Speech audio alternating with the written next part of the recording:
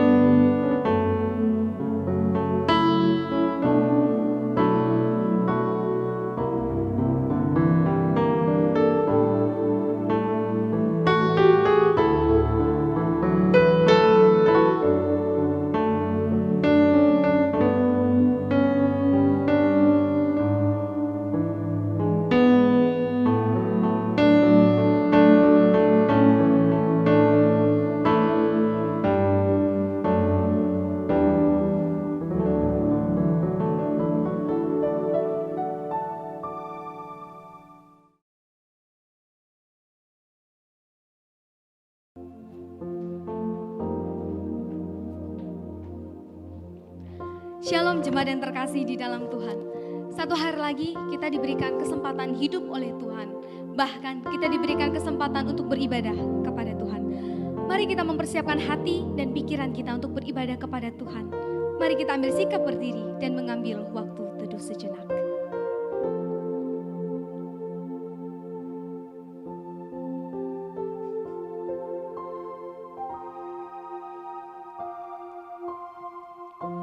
Pertolongan kita datangnya dari Tuhan yang menjadikan langit dan bumi serta segala isinya, dan yang tidak pernah meninggalkan hasil perbuatan tangannya.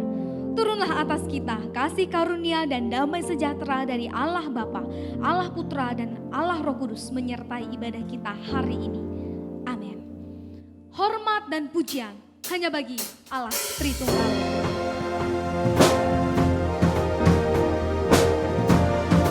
Hormat bagi Allah Bapa.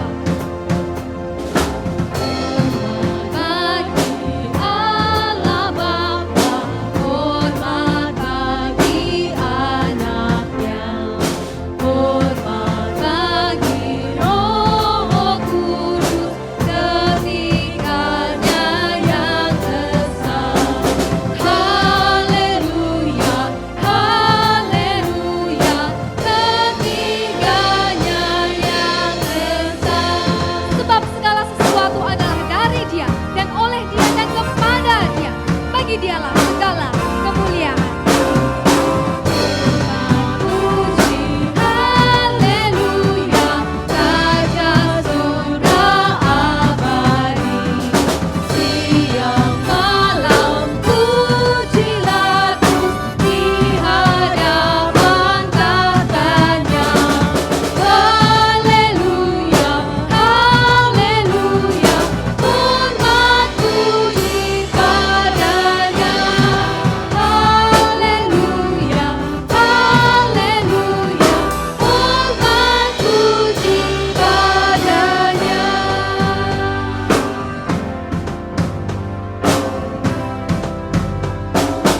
Bersorak-sorailah bagi Allah, hai seluruh bumi. Mazmurkanlah kemuliaan namanya. Muliakanlah dia dengan puji-pujian. Jemaat disilakan duduk kembali. Saat ini mari kita datang di hadapan Tuhan yang mulia, Tuhan yang kudus. Kita datang dengan mengingat segala hal yang mencoreng kemuliaan Tuhan. Segala hal yang melukai kekudusan Tuhan. Karena dengan iman kita yakin pengampunan akan Tuhan berikan bagi kita yang mengaku dosa di hadapan Tuhan. sejauh timur dari barat.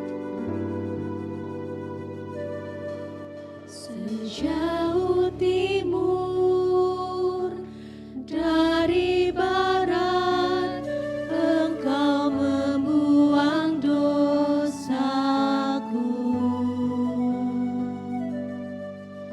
Tiada kau ingat lagi pelanggaranku.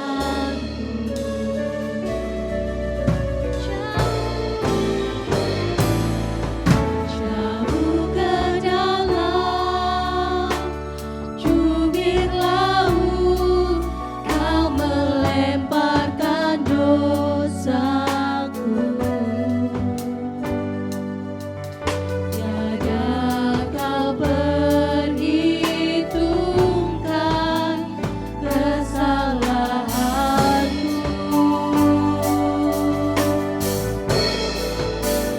Betapa besar kasih pengampunanmu, Tuhan. Tak kau pandang hina hati yang hancur. Berterima kasih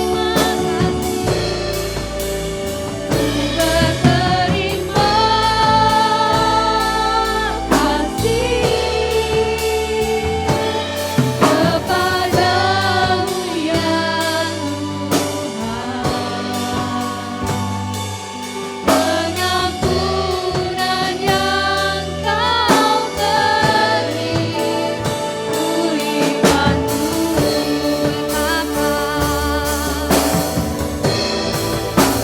betapa besar kasih pengampunanmu, Tuhan. Tak kau pandang hina hati yang hancur.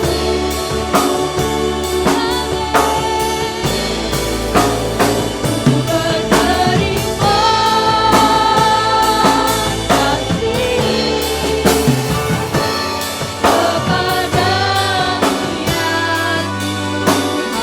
ya Tuhan.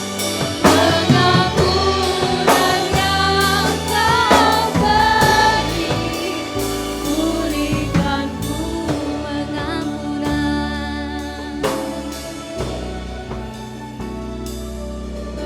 Pengampunan yang kau beri, pulihkanku. Mari kita berdoa di hadapan Tuhan. Ya Tuhan, ampuni kami karena banyak kesalahan kami. Tidak jarang kami menganggap diri kami benar, diri kami kuat. Bahkan kami mengandalkan diri kami sendiri. Tidak jarang kami lebih sering berlindung kepada diri kami, berlindung kepada manusia, daripada berharap dan berlindung kepada Engkau. Ampuni kami ya Tuhan. Dan hari ini kami mau belajar.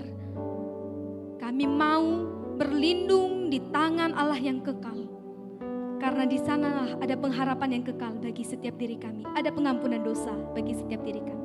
Di dalam nama Tuhan Yesus Kristus kami berdoa. Amin. Bagi setiap diri kita yang mengaku dosa dengan sungguh-sungguh di hadapan Tuhan, terimalah berita anugerah yang diambil dari Mazmur 103 ayat yang 11 dan 12. Tetapi setinggi langit di atas bumi, demikian besarnya kasih setianya atas orang-orang yang takut akan Dia. Sejauh timur dari barat, demikian dijauhkannya daripada kita, pelanggaran kita. Jemaat disilakan untuk bangkit berdiri. Dan bagi setiap diri kita yang sudah mengaku dosa, mari dengan ucapan syukur sebagai komitmen hidup kita, kita membacakan petunjuk hidup baru sebanyak 2 kali. Dari ayatnya kita baca Mazmur 118 ayat yang ke-9 dan ke-10. Lebih baik berlindung pada Tuhan daripada percaya kepada manusia. lebih baik berlindung pada Tuhan daripada percaya kepada para bangsawan. Sekali lagi, Mazmur 118 ayat 9 dan 10. Lebih baik berlindung pada Tuhan daripada percaya kepada manusia. Lebih baik berlindung pada Tuhan daripada percaya kepada para bangsawan. Jemaat disilakan duduk kembali.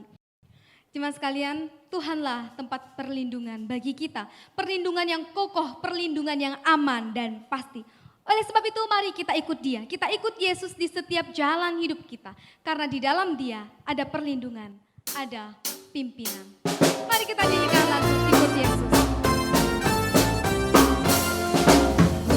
Ikut Yesus tanpa jalan yang datar, bunga lebat atau sumber air yang sejuk. Hatiku tenang bila Yesus memimpinku, menuju ke surga pasti ku ikut. Ikut Yesus tanpa jalan bahaya, badai topan awan gelap merintangiku. Hatiku tenang bila Yesus memimpinku, ku tak gentar karena Ia di sisiku. Ikut Yesus, ku mau ikut Yesus, ke tempat manapun ku ikut Yesus.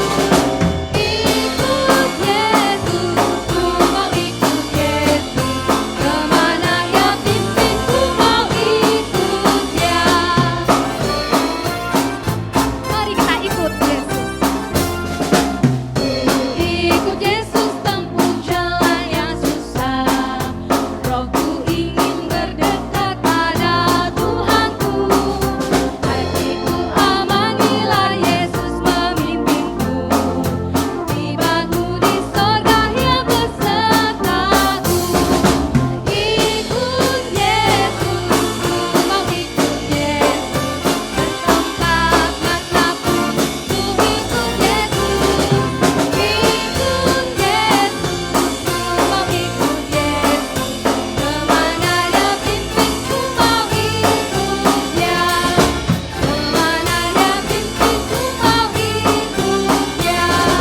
Kemana Dia pimpin ku mau ikut Dia. Amin. Kita ikut Yesus kemanapun Dia pimpin karena ada perlindungan dan ada pertolongan di dalamnya. Mari kita semua bangkit berdiri dan bersama dengan umat sepanjang abad. Mari kita mengakui dan mengikrarkan iman kita seturut dengan pengakuan iman rasuli. Aku percaya kepada Allah, Bapa yang Maha Kuasa, Khalik langit dan bumi, dan kepada Yesus Kristus, anaknya yang tunggal Tuhan kita, yang dikandung dari Roh Kudus, lahir dari anak darah Maria, yang menderita sengsara di bawah pemerintahan Pontius Pilatus, disalibkan, mati dan dikuburkan, turun ke dalam kerajaan maut. Pada hari yang ketiga, bangkit pula dari antara orang mati, naik ke sorga, duduk di sebelah kanan Allah, Bapa yang Maha Kuasa, dan dari sana Ia akan datang untuk menghakimi orang yang hidup dan yang mati. Aku percaya kepada Roh Kudus, gereja yang kudus dan persekutuan orang kudus, pengampunan dosa, kebangkitan tubuh, dan hidup yang kekal. Amin. Tema firman Tuhan hari ini adalah Tuhan adalah perlindungan hidup kita. Dan mari kita menyambut firman Tuhan dengan pujian Sandar Tuhan sepanjang hidup.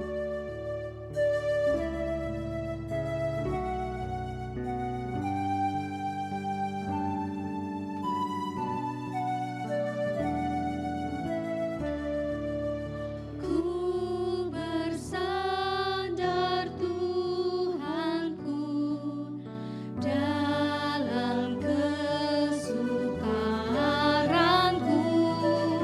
meski kecil imanku,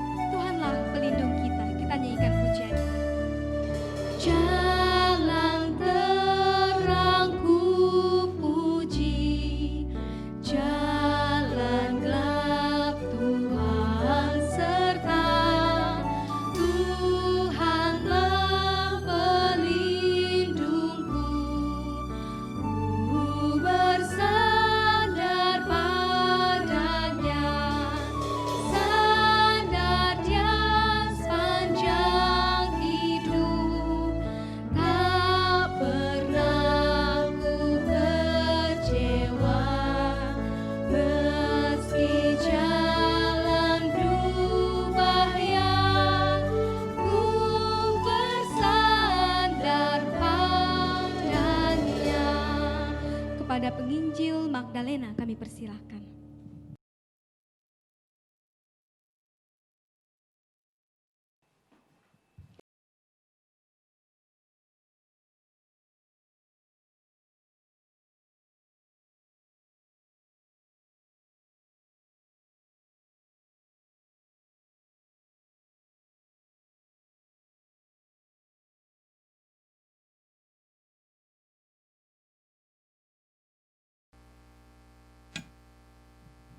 Shalom, jemaat kekasih Tuhan.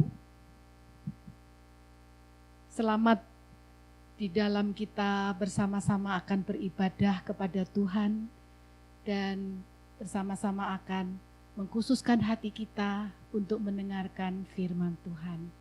Mari kita sebelum bersama-sama merenungkan firman Tuhan, kita akan berdoa. Allah Bapa di surga yang kami kenal dalam nama Tuhan Yesus.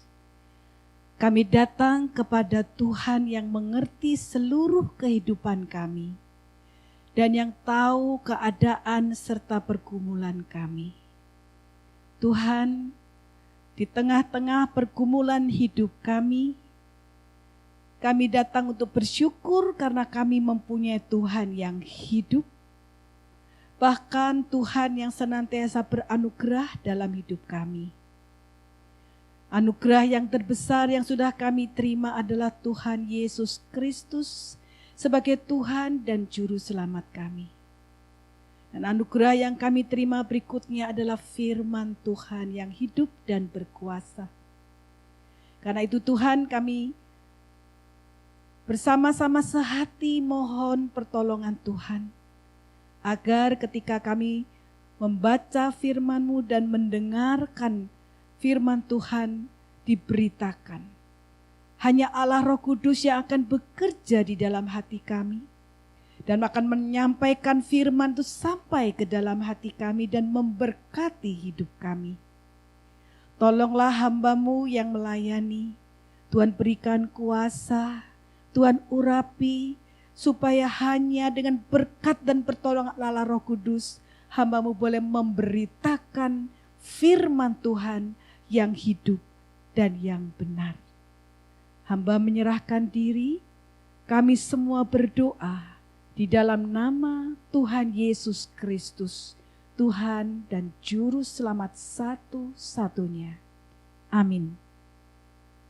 Jemaat kekasih Tuhan Yesus Kristus, firman Tuhan pada hari ini diambil dari Mazmur 91. Mazmur 91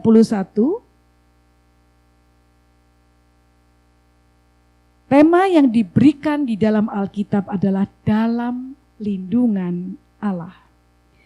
Ayat yang akan saya bacakan adalah ayat yang pertama dan kedua saja. Demikianlah firman Tuhan, orang yang duduk dalam lindungan yang maha tinggi dan bermalam dalam naungan yang maha kuasa akan berkata kepada Tuhan, tempat perlindunganku dan kubu pertahananku, Allahku yang ku percayai. Demikianlah firman Tuhan, biarlah diberkati setiap kita yang percaya dan yang mau menyimpan firman Tuhan itu di dalam kehidupan kita. Jemaat kekasih Tuhan, di dalam kehidupan kita, akhir-akhir ini semakin terasa bahwa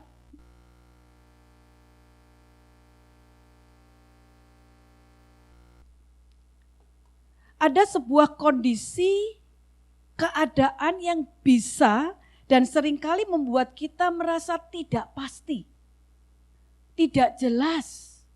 Ada banyak di antara kita yang bertanya, sampai berapa lama? Saya yakin ungkapan seperti ini sudah sangat sering kita dengar akhir-akhir ini. Kita juga sering mendengarkan firman Tuhan yang memberikan janji, yang memberikan kekuatan kepada kita. Tetapi tidak urung kita tetap bisa merasa gelisah.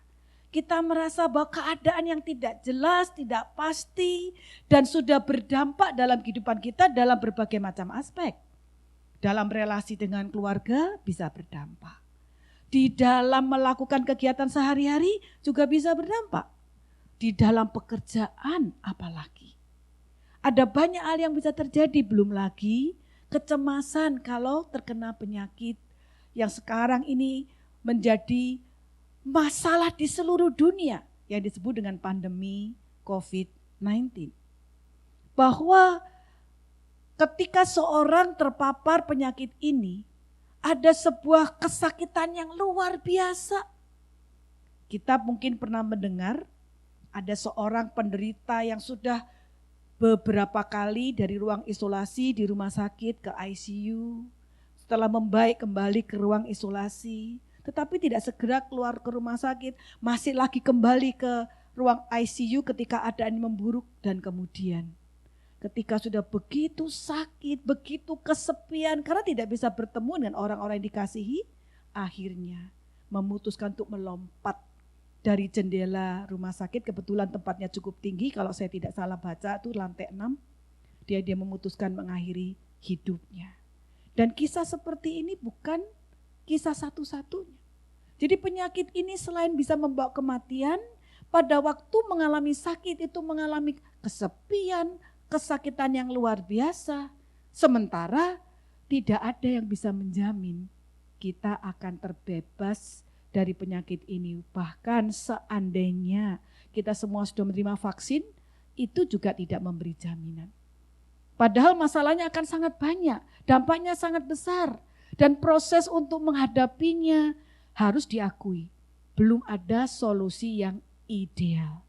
Bagi orang tua yang harus merangkap, bekerja dan juga menjadi guru di rumah bagi anak-anak, ini juga menggelisahkan. Karena memang kenyataannya belajar melalui jaringan membuat anak-anak terganggu untuk bisa fokus. Dan untuk bisa efektif belajar, tidak semua terampil dan bisa. Dan masih banyak lagi masalah yang muncul ketika bukan hanya pandemi yang terjadi. Tapi persoalan-persoalan kita yang lain-lain. Karena dalam hidup ini tidak serta-merta ketika kita menginginkan yang baik itu pasti terjadi. Nah disinilah mengapa kita hari ini betul-betul ingin Tuhan tolong kami. Supaya kami ini bisa sungguh-sungguh menjadi orang yang beriman.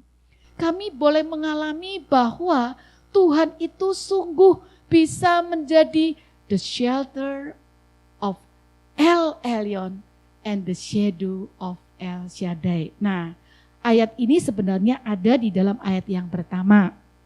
Tadi sudah saya bacakan bahwa dikatakan orang yang duduk dalam lindungan yang maha tinggi. Nah, di dalam bahasa asli Alkitab dan diterjemahkan dalam bahasa Inggris, pengertian mengenai orang yang duduk dalam lindungan yang maha tinggi, ini berbicara mengenai orang ketika mengalami keadaan yang sulit, yang kacau, yang tidak ada harapan, tidak ada kepastian, memberikan kecemasan yang tidak berujung. Tetapi kemudian ia bisa mengalami bahwa Allah itu menjadi tempat perlindungan. Dan istilah yang dipakai the shelter itu artinya tempat perlindungan yang benar-benar aman. Mungkin gambarannya seperti ini. Kalau kita berbicara mengenai rumah yang mempunyai ruang bawah tanah, yang betul-betul kedap air, kedap udara. Sehingga ketika ada banjirkah, ketika ada badaikah, orang yang masuk di dalam ruang bawah tanah yang memang disiapkan untuk menjadi the shelter, tempat perlindungan, dia pasti aman, tidak terdampak dengan bencana alam yang terjadi. Dan inilah istilah yang dipakai di dalam Alkitab, the shelter of El Elyon. Tadi saya memberikan gambaran tentang rumah bawah tanah yang dibangun oleh manusia. Tapi Alkitab mengatakan, ini the shelter atau tempat perlindungan bukan dibangun oleh manusia loh. Karena ini adalah tempat perlindungan yang di dalam bahasa aslinya juga, kalau diterjemahkan dalam bahasa Inggrisnya artinya begini. Ya. Di sini.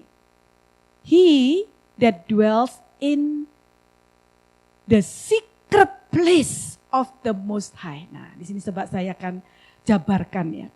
Jadi ketika seorang mengalami keadaan yang bisa menggoncangkan hidup, sekarang diproklamasikan bahwa ternyata bisa mengalami duduk tenang dan mengalami kedamaian di shelter yang diterjemahkan juga sebagai secret place. Tempat rahasia, artinya apa? Musuh yang berwujud manusia ataupun bencana-bencana apapun tidak bisa tembus masuk. Mengapa? Karena ini adalah secret place, tempat rahasia. Tempat rahasia siapa? Allah. Dan Allah dijelaskan di sini sebagai El Elyon, kata yang dipakai dalam bahasa Inggrisnya diterjemahkan Allah yang Maha Tinggi. Jadi El Elyon itu mau menggambarkan Allah yang kuasanya itu melampaui siapapun juga. Dan kalau kita boleh mengalami tempat berlindung di dalam shelter, tempat berlindung yang aman, dan itu adalah the secret place, tempat rahasia yang tidak bisa ditembus oleh siapapun. Karena Allah yang menyediakan, dan Allah itu disebut oleh Raja Daud di sini sebagai yang menuliskan Mazmur ini. Allah adalah Allah El Elyon, Allah yang maha kuasa, Allah yang maha tinggi, mengalahkan siapapun juga. Ini mau menggambarkan bahwa apa yang disediakan oleh Allah itu adalah hal yang bisa terjadi secara nyata. Dan ini penting karena nanti setelah kita belajar bagian ini, kita akan belajar bagaimana kita mengalami kebenaran ini. Sebab ketika Raja Daud oleh inspirasi Roh Kudus mengatakan sebagai sebuah testimoni bahwa orang yang tinggal di tempat rahasia, orang yang bisa duduk. Jadi kalau duduk itu menggambarkan dia tenang, dia bisa rileks karena dia duduk. Biasanya kalau kita ini misalnya begini, seorang ayah nih menunggu kelahiran bayi, istrinya di ruang operasi karena memang harus menjalani operasi. Kalau dia gelisah dia akan jalan-jalan ya. Dia jalan-jalan untuk mengurangi kegelisahan.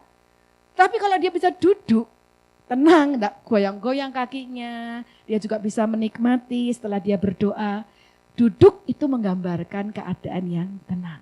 Dan ini yang dimaksudkan di dalam ayat yang pertama oleh Raja Daud, yang di dalam kehidupannya bukan hanya banyak menghadapi tantangan, berhadapan dengan musuh, termasuk anaknya yang berontak kepada dia, dan musuh-musuh yang tidak berhenti menyerang dan membuat keadaan Daud tidak bisa mengalami damai sejahtera. Ia menyaksikan bahwa sebagai seorang yang dikasihi oleh Tuhan, Daud mengalami ini, bahwa dia tinggal dalam perlindungan Tuhan yang maha kuasa, yang maha tinggi, yang melebihi siapapun juga, dan dia bisa duduk.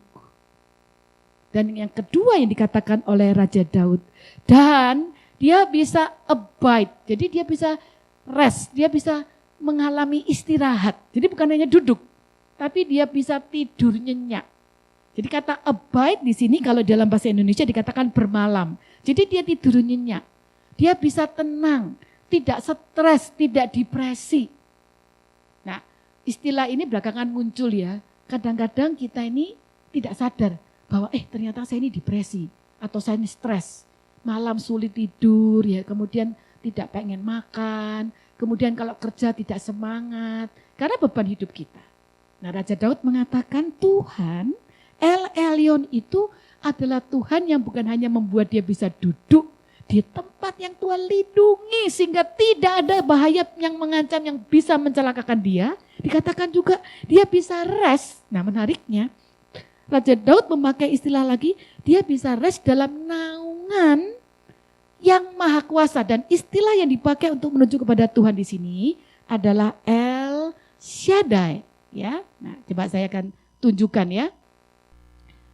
Di sini, tapi mungkin tidak terlalu jelas ya. Di sini terjemahan bahasa Inggrisnya memakai term yang dipakai untuk menunjukkan bahwa setiap kali Raja Daud mengatakan tentang Allah, ia memberikan nama Allah itu sesuai dengan bagaimana Allah itu menyatakan dirinya dan dialami oleh Raja Daud. Nah ini penting ya. Karena kita seringkali bisa mendengarkan khotbah yang bagus-bagus tentang Allah Maha Kasih, Allah memelihara, tapi kita mungkin tidak mengalami. Nah di sini testimoni Raja Daud adalah ia mengatakan Allah itu bagaimana, dia mengalami sebagaimana Allah. Jadi yang pertama El Elyon, Allah yang Maha Tinggi. Yang kedua Raja Daud mengatakan aku bisa bermalam di dalam naungan El Shaddai. Nah El Shaddai ini adalah Allah yang Maha Kuasa. Dan kata Shaddai ini menggambarkan begini, kondisi apapun juga, baik di padang gurun yang kering, yang tidak ada apa yang bisa diharapkan, maupun di bukit-bukit yang gersang, Allah adalah Allah yang berdaulat, yang mengontrol segala sesuatu. Allah yang Maha Kuasa. Bayangkan ya, ini baru dua loh ya. Allah yang Maha Tinggi melampaui semua dewa-dewa, melampaui segala sesuatu. Dan yang sekarang dikatakan Allah yang Maha Kuasa, El Shaddai. Banyak di antara kita sering dan tahu lagu El Shaddai, El Shaddai, Allah Maha Kuasa. Bapak Ibu Saudara dikasihi Tuhan, ketika kita boleh mengalami Allah Maha Kuasa, itu harus menjadi sebuah pengalaman ya, bukan hanya sebuah khotbah. Dan Raja Daud mengalami Allah yang Maha Tinggi, Elyon, Allah yang Maha Kuasa, Shaddai, El Shaddai. Dan dia mengatakan kalimat yang bagus, dikatakan dia bermalam di dalam bayangan, the shadow of El Shaddai. Jadi kalau bilang bayangan, itu menggambarkan kedekatan hubungan. Ya. Kalau di dalam bayangan itu berarti tidak akan jauh, namanya bayangan ya. Jadi bayangan Allah yang Maha Kuasa. Mungkin gambarannya seperti begini. Ini cerita waktu masa kecil nih ya. Waktu saya masih SD begitu, kalau kami upacara ya, kami akan sangat senang kalau kami berbaris itu di dekat gedung yang ada bayang-bayangnya, yang kita bisa berenang di dalam bayang-bayang itu ya. Pasti ini jelas ya bagi Bapak Ibu Saudara ya. Waktu kita bisa berenang itu, walaupun kita ada di halaman sekolah, karena kena bayang-bayang gedung yang tinggi, kita bisa merasa dingin, tidak terkena sorot matahari ya. Dan kita senang sekali kalau dapat tempat di bawah bayang-bayang gedung yang tinggi. Atau ketika kita berjalan di jalan yang panas terik, lalu kemudian kita bisa melewati pohon yang rindang, daunnya banyak gitu ya. Lalu kita berjalan di bawah bayang-bayang pohon, kita merasa aman. Dan ini mau menggambarkan, kalau kita dekat dengan Allah yang Maha Kuasa, kita akan mengalami aman, nyaman, bisa bermalam, bisa rest, bisa istirahat. Ini mungkin pengalaman seperti ya seorang bayi, waktu dia bisa beristirahat dengan nyaman di rahim ibunya ya. Itu tempat yang paling nyaman. Tidak ada yang bisa menyentuhnya. Ya, terlindungi Tuhan memberikan perlindungan, secret place yang luar biasa. Itu sebabnya ketika baby itu keluar dari rahim ibu, dia menangis karena ada kondisi yang tidak nyaman. Selama ini dia merasa aman dalam rahim ibu. Dan sebenarnya sejak baby itu keluar dari rahim ibu, itulah perjalanan pertama dalam hari hidupnya. Yang mulai akan mengalami angin hidup atau badai hidup atau gelombang hidup sampai nanti pulang kepada Bapa di surga. Dan ini yang dikatakan oleh Raja Daud. Dan yang menarik di dalam ayat kedua, yang menjawab ini, nah ini menurut banyak penafsir di dalam yang mempelajari bahasa Ibraninya, yang menjawab dia yang duduk dalam lindungan yang Maha Tinggi El Elyon, yang bermalam atau rest dalam naungan El Shaddai. Lalu dijawab oleh Salomo. Ini Salomo yang menjawab, akan berkata kepada Tuhan, tempat perlindunganku dan kubu pertahananku, Allahku yang kupercayai. Ini adalah sebuah respon iman dan sekaligus menyatakan hubungan. Karena yang dipakai kata Tuhan di sini bukan El Elyon, bukan El Shaddai, tetapi Adonai. Nah, Adonai ini sebenarnya adalah sebuah istilah yang diucapkan oleh orang-orang Yahudi atau orang Israel ketika dia bertemu dengan kata atau tulisan Ibrani yang sebenarnya adalah menunjukkan kepada Yahweh. Tetapi karena mereka sangat hormat kepada Tuhan, setiap kali menemukan kata Yahweh, itu mereka membacanya Adonai, yang artinya Tuhan. Tuhan.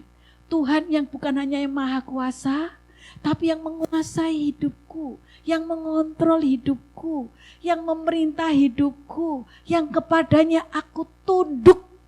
Dan Adonai ini yang juga dinyatakan oleh Rut.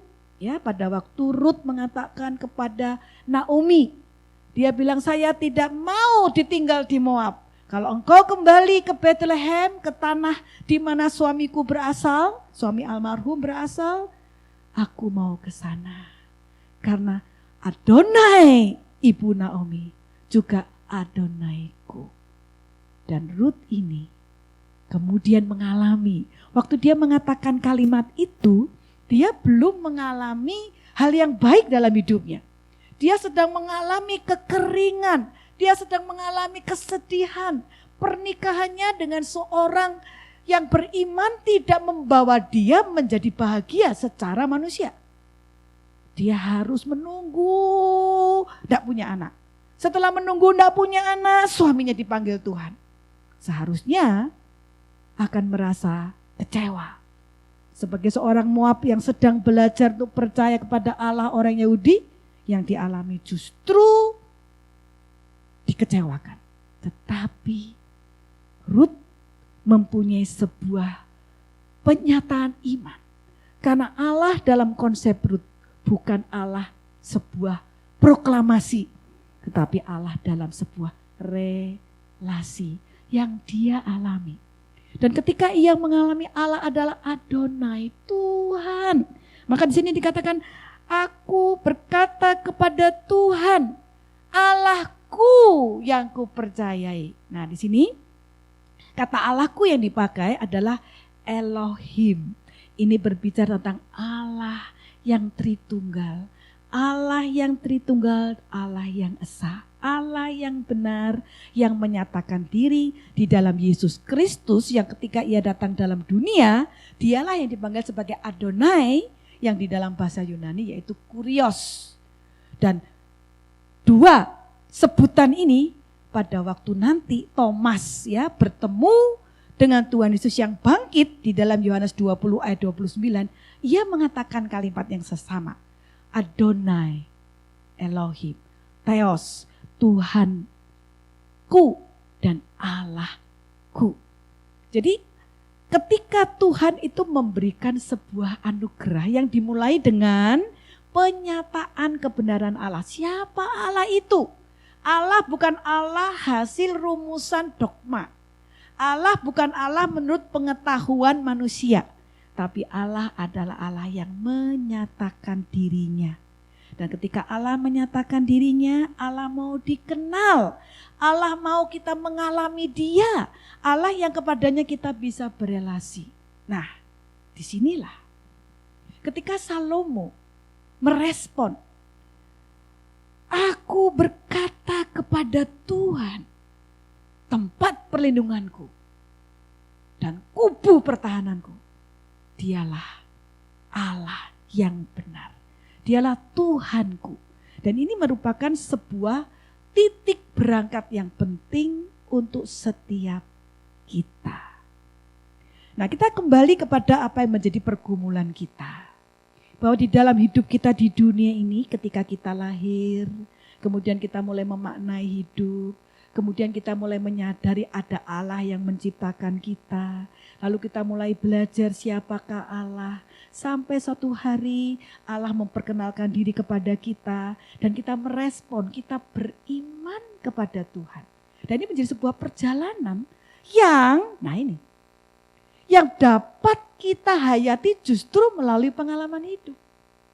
Baik itu pengalaman hidup yang menyenangkan atau pengalaman hidup yang kita tidak harapkan, termasuk yang sedih, termasuk yang tidak pasti, termasuk yang membuat kita stres. Sebenarnya ini adalah sebuah perjalanan hidup bersama Tuhan.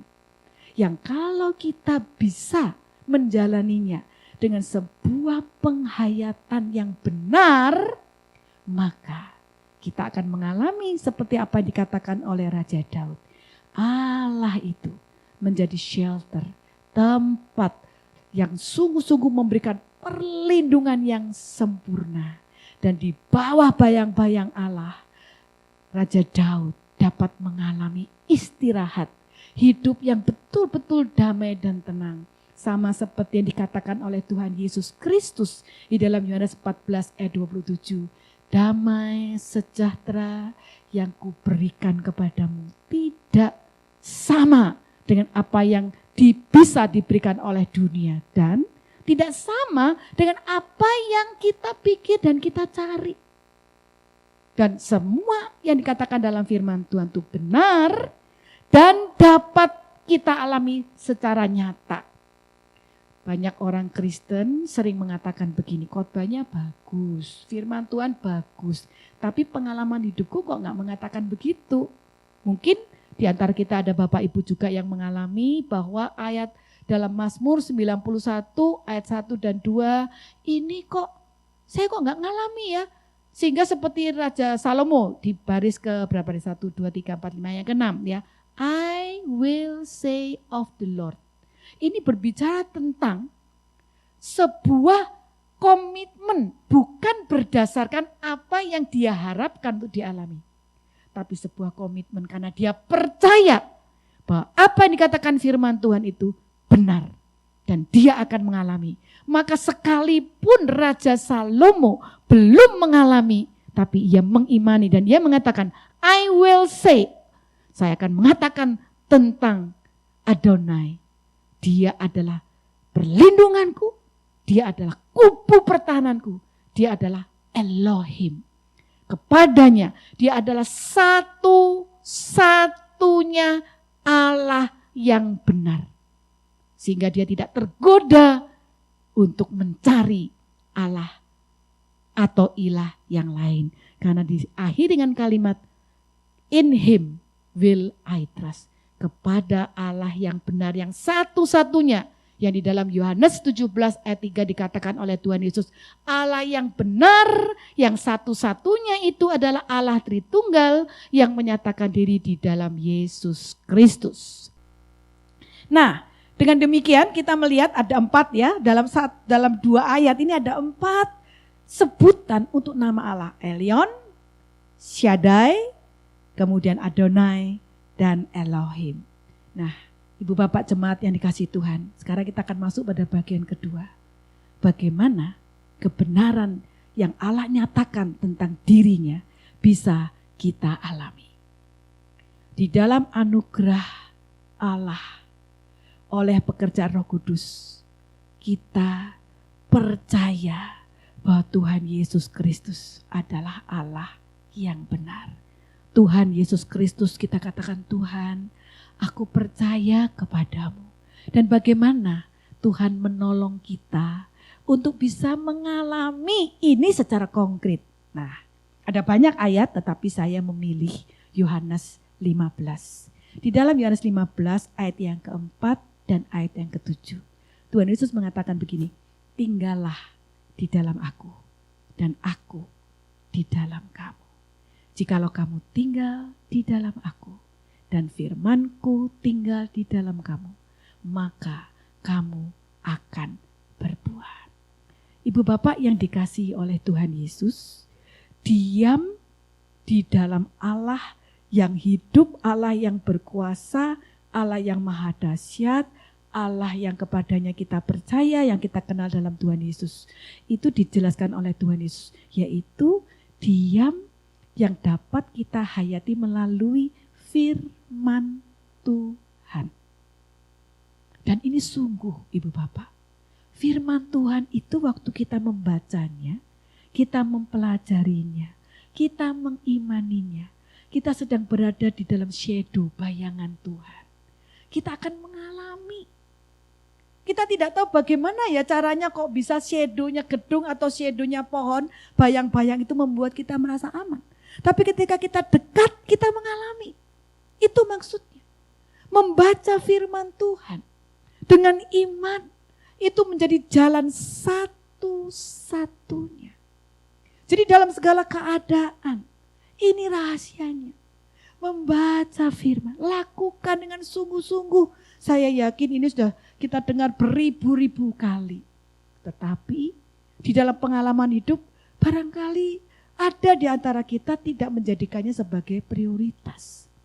Tetapi sungguh, Tuhan Yesus mengatakan, dan kalau Tuhan mengatakan itu benar dan amin, kita harus tinggal dalam firman Tuhan. Yang pertama. Yang kedua, di dalam Yohanes pasal yang ke-15 ayat yang ke-9 dikatakan, tinggallah dalam kasihku. Dan kemudian dikutip oleh Yohanes di dalam 1 Yohanes 4, kita telah mengenal dan telah percaya akan kasih Allah kepada kita. Allah adalah kasih, dan barang siapa tetap berada di dalam kasih, ia tetap berada di dalam Allah, dan Allah di dalam kita. Dua rahasia, tinggal dalam firman dan tinggal dalam kasih Allah. Bagaimana konkretnya? Setiap kali kita bangun pagi, kita mengisi pikiran hati kita dengan firman. Membaca firman sebagai perjumpaan, sebagai relasi pribadi dengan Tuhan yang kita lakukan setiap hari sampai kita pulang ke surga. Dan ketika kita melakukannya dengan iman, kita akan mengalami sungguh Tuhan melindungi kita. Ia memberikan secret place di sini, di dalam firman Tuhan. Dan ketika firman itu mendapatkan tempat dalam hati kita, maka firman itu yang memberikan kita terang, memberikan kita kuasa untuk mengalami kasih Allah. Ibu bapak, pengalaman hidup yang mengecewakan bisa membuat kita tidak bisa mengalami kasih Allah sepenuhnya kalau kita mengizinkannya. Tetapi ketika firman Tuhan mengasihi, menguasai kita dan hati kita dipenuhi oleh kasih Allah, yang terjadi kita akan kuat. Sekalipun mata kita bercucuran dengan air mata, sekalipun hidup kita berat, sekalipun banyak kesulitan, banyak tantangan, dan ada begitu banyak hal yang bisa datang dalam hidup kita yang kita tidak tahu bagaimana mengatasinya. Kasih Allah itu akan bekerja dalam hidup kita, menjadi bayang-bayang yang melingkupi kita, sehingga kita sungguh bisa mengalami bahwa Tuhan menjadi tempat perlindungan kita. Tuhan menjadi kubu yang menjadi benteng yang teguh. Sehingga kita kok bisa kuat ya? Kita kok bisa tetap mengalami kasih Allah ya? Apapun keadaannya, kita bisa berkata kepada Tuhan, Tuhan, Engkau tempat perlindunganku dan kubu pertahananku. Allahku yang kupercayai. Karena kita sudah menerima Tuhan Yesus Kristus sebagai Tuhan dan Juru Selamat kita. Ia yang mengatakan kepada kita bahwa Dia memberikan damai sejahteranya. Dia tempat perlindungan kita, kubu pertahanan kita. Kepada kita, kepadanya kita percaya. Biarlah ayat ini terus menerus kita katakan, kita imani. Maka kita akan mengalami firman Tuhan bekerja, menguatkan kita, dan kasih Allah menguasai kita. Saya ingin jemaat pada waktu mendengarkan ayat ini, mari bersama-sama dengan saya kita ucapkan ayat ini dan kita berada di bawah salib Tuhan Yesus Kristus yang mengasihi kita. Mari kita berkata kepada Tuhan sama seperti Rut, sama seperti Thomas, sama seperti Raja Daud, sama seperti banyak orang percaya di seluruh dunia sepanjang zaman. Mari kita berkata bersama-sama. Aku akan berkata kepada Tuhan, tempat perlindungan dan kubu pertahananku, Allahku yang kupercayai. Biarlah firman Tuhan ini menjadi kekuatan kita. Hari ini, hari esok, minggu depan, Tuhan akan menguatkan dan menolong kita. Amin. Mari kita berdoa. Terima kasih Tuhan Yesus, Allah yang Immanuel. Kami percaya ketika firman Tuhan menguasai hati dan pikiran kami. Dan ketika kasih-Mu melingkupi kami, Engkau akan memberikan kami bukan hanya penghiburan, bukan hanya kekuatan, bukan hanya rasa dan pengalaman damai sejahtera, tapi Engkau juga akan menuntun kami. Engkau akan memberikan kepada kami firman-Mu yang menjadi terang dalam perjalanan hidup kami. Dan kami akan pulang sebagai pemenang.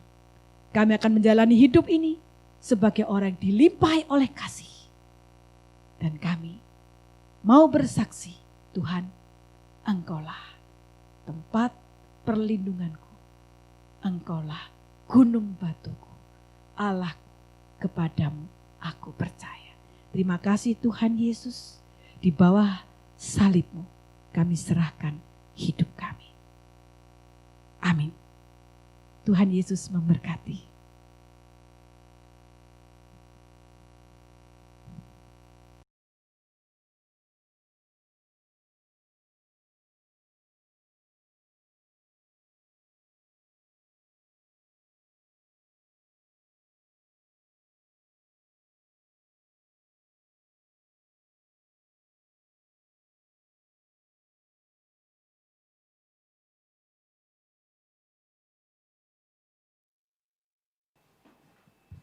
Sebagai ucapan syukur kita, mari kita berikan yang terbaik bagi Tuhan dan menyanyikan pujian hidup kita yang benar.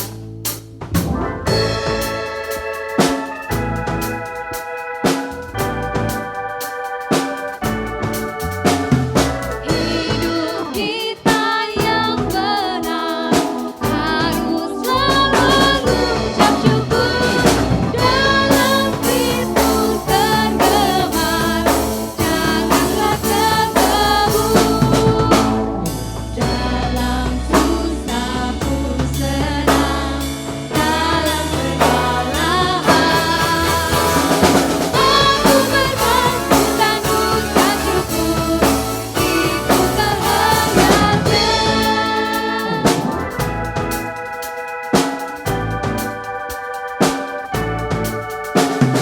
Tuhan Yesus tolonglah, sempurnakan syukurku.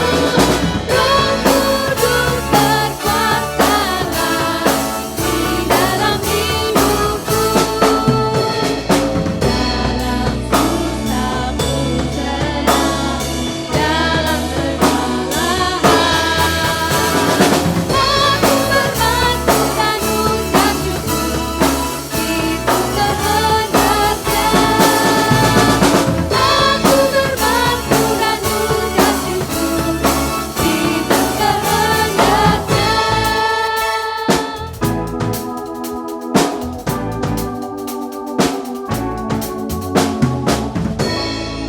Mari kita menaikkan ucapan syukur kita melalui doa dan syafaat. Tuhan Yesus, kami bersyukur untuk segala kebaikan Tuhan di dalam hidup kami. Hari demi hari kami rasakan penyertaan Tuhan tidak pernah berhenti menyertai hidup kami. Hari ini kami bersyukur kami boleh beribadah kepada Tuhan. Kami diingatkan kembali di masa-masa seperti ini pun Tuhan perlindungan kami yang kokoh. Engkaulah perlindungan kami yang satu-satunya. Dan kami bersyukur melalui ibadah hari ini ya Tuhan. Kami mau memberikan yang terbaik bagi Tuhan. Seberapapun yang kami berikan kiranya Tuhan pakai uang ini untuk mengembangkan pelayanan-Mu di bumi ini melalui gereja kami. Ya Tuhan, kami juga mau berdoa secara khusus untuk bangsa dan negara kami. Kami mau berdoa supaya media massa mereka bisa memberitakan fakta-fakta yang perlu kami ketahui. Bukan hoaks yang mengacau balaukan bangsa dan negara kami. Tuhan, kami juga mau berdoa bagi gereja kami secara khusus untuk jemaat kami yang sudah lansia dan yang masih anak-anak. Kami mau berdoa mereka yang beribadah di gereja ini maupun yang di gereja Sahabat. Karena mereka rentan terkena COVID-19, kami rindu Tuhan menjaga, Tuhan melindungi. Mereka keluar dan masuk, pulang dan pergi, kami yakin dan percaya Engkau yang akan terus menyertai. Ya Tuhan, inilah setiap doa dan syafaat kami. Kami tahu jauh daripada sempurna, tetapi kami beriman Allah kami yang sempurna akan menyempurnakannya bagi kami. Di dalam nama Tuhan Yesus Kristus kami berdoa. Amin. Kita akan mendengarkan blessing news. Shalom jemaat yang terkasih di dalam nama Tuhan Yesus Kristus, salam sejahtera untuk kita semua. Saat ini ada beberapa informasi yang perlu kita perhatikan bersama, yaitu yang pertama, segenap hamba Tuhan, jemaat dan majelis mau mengucapkan terima kasih kepada penginjil Magdalena yang sudah menyampaikan firman Tuhan. Kiranya Tuhan terus memberkati di dalam pelayanan ke depan. Kemudian yang kedua, segenap hamba Tuhan dan jemaat majelis mau mengucapkan terima kasih kepada jemaat yang telah mendukung gereja kita lewat persembahan yang diberikan. Kiranya Tuhan terus memberkati di dalam segala usaha, pekerjaan dan keluarga. Kemudian yang ketiga, tidak henti-hentinya kami mau mengajak jemaat sekalian untuk mengikuti persekutuan doa yang diadakan setiap hari Rabu pukul 19.00 WIB via Zoom. Kami sangat rindu jemaat sekalian boleh berpartisipasi dalam persekutuan doa ini. Kemudian yang keempat, bagi Bapak Ibu yang memiliki anak, cucu atau saudara, kami sangat rindu Bapak Ibu silakan mengajak anak-anak atau mendampingi anak-anak untuk mengikuti ibadah sekolah minggu yang diadakan setiap hari Minggu pukul 10.15 WIB. Kemudian kami mau mengajak jemaat juga atau anak-anak pemuda remaja, di mana kami mau menginformasikan bahwa pada tanggal 15 nanti pemuda remaja akan mengadakan ibadah sendiri. Mulai tanggal 15 November nanti kita akan mengadakan ibadah sendiri pukul 10 WIB dan melalui Zoom. Jadi nanti meeting ID maupun passcode itu akan di-share di grup HOP maupun grup member. Kemudian kami juga membagikan e-warta, jemaat silakan memperhatikan, ada banyak sekali informasi di sana. Silakan memperhatikan dan melihat informasi-informasi tersebut. Yang terakhir kami mengucapkan selamat ulang tahun kepada kedua rekan kita yang berulang tahun, yaitu Bapak Suhendra Soekarna pada tanggal 1 November kemarin, kemudian Saudari Navalia Jaya Chandra pada tanggal 3 November kemarin. Mari kita mau berdoa untuk kedua rekan kita. Kita tundukkan kepala, kita berdoa.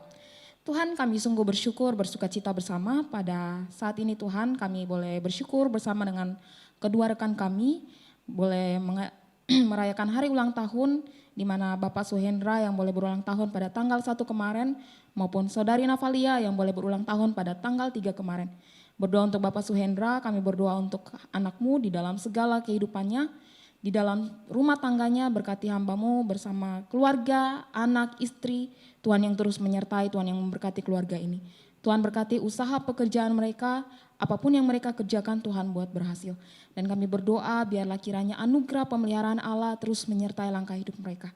Terima kasih Bapak, kami juga berdoa untuk Saudari Navalia, Tuhan berkati anakmu di dalam melewati masa-masa remaja, kiranya Tuhan terus memberkati dia di dalam masa depannya, kami percaya masa depan yang cerah Tuhan juga akan memberikan yang terbaik bagi Navalia. Terima kasih Tuhan, ini doa kami menyerahkan kedua rekan kami ke dalam tangan kasih-Mu. Dalam nama Yesus kami berdoa, amin. Oke, demikianlah blessing news pada hari ini, Tuhan Yesus memberkati. Jemaat sekalian, mari kita mengambil sikap berdiri dan segala kemuliaan hanya bagi Allah Tritunggal. Doksologi.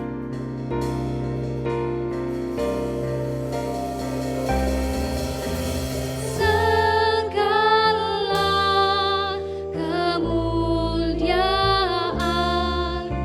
hanya bagi Allah Bapa, Putra dan Roh Kudus.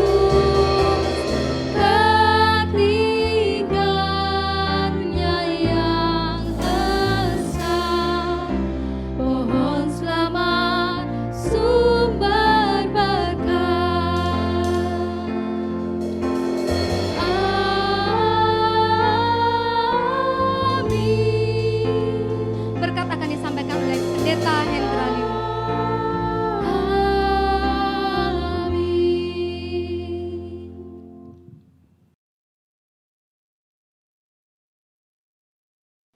Jemaat yang terkasih, biarlah setiap kita diyakinkan bahwa Allah kita adalah sungguh tempat perlindungan yang sejati. Biarlah kita boleh berpegang di tengah-tengah kehidupan kita masih di masa pandemi ini. Mari jemaat yang terkasih, arahkanlah hatimu kepada Tuhan dan terimalah berkat-Nya. Jika hari ini engkau sungguh-sungguh mendengarkan firman Allah dan sungguh-sungguh mau taat kepadanya, maka Allah sumber berkat itu, Ia akan senantiasa memberkatimu di dalam segala kelimpahannya. Ia akan mencukupkan apapun yang menjadi kebutuhan dan keperluanmu. Ia akan memelihara hidupmu di dalam kasih dan anugerah Tuhan Yesus Kristus. Serta Ia akan memimpin di dalam pertolongan dan kuat kuasa Allah Roh Kudus. Kiranya Allah Tritunggal itu senantiasa menyertai engkau dari sekarang sampai selama-lamanya. Amin.